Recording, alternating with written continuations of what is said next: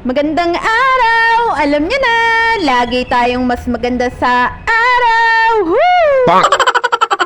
Anyways, ito nga ang aking mga ganap kahapon sa aking kaarawan dahil wala nga pasok yung dalawang bagets ko kahapon dahil Cavite Day nga rin at ayan, nakuha ko pa nga rin mag-umagahan at napakasarap nga ng ulam namin dyan. Bali, nag-steam nga lang ako ng repolyo at nagprito ko ng isda at nag-insalada nga ako ng mangga na may kamatis na may alamang. Grabe, napakasarap talaga ng kain ko dyan at solve na solve talaga. Wow! Sabay-sabay nga kaming nag-agahan dyan ng dalawang bagets ko dahil napakamahiyain nga nila sa video. Eh syempre, for the solo na nga muna ang person. Pagkatapos ko nga rin mag-agahan dyan ay maliligo na nga rin ako dahil papasok pa nga rin ako kahit holiday nga dito sa amin. After ko nga makapasok, alas 4 nga ng hapon, nagpaalam na nga ako sa boss kong magsarado para nga makadaan nga muna ako dito sa simbahan ng silang nang makapagbawas din ng kasalanan. Alam nyo naman ang person, hindi nga ako pala simbang tao pero masasabi ko naman na hindi naman ako masamang tao. Hey!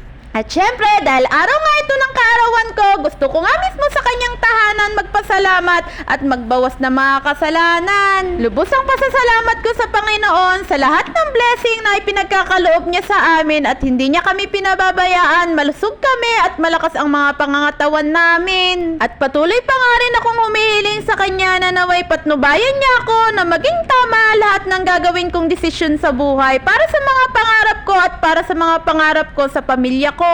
At naway, bigyan niya tayo ng lakas ng pangangatawan at mahabang buhay para makasama pa nga natin yung mga pamilya natin. At pagkatapos, pagkalabas ko nga ng simbahan, nakita ko nga itong nagtitinda na to na lagi ko nga inaabangan dun sa Central School na hindi ko na nga nakikita ilang araw na nga. Napakasarap nga ng mga sauce nila dito kaya bumili na nga rin ako dahil nagkikrave na nga ako ilang araw na at napakasarap talaga ng sausawan nila dito.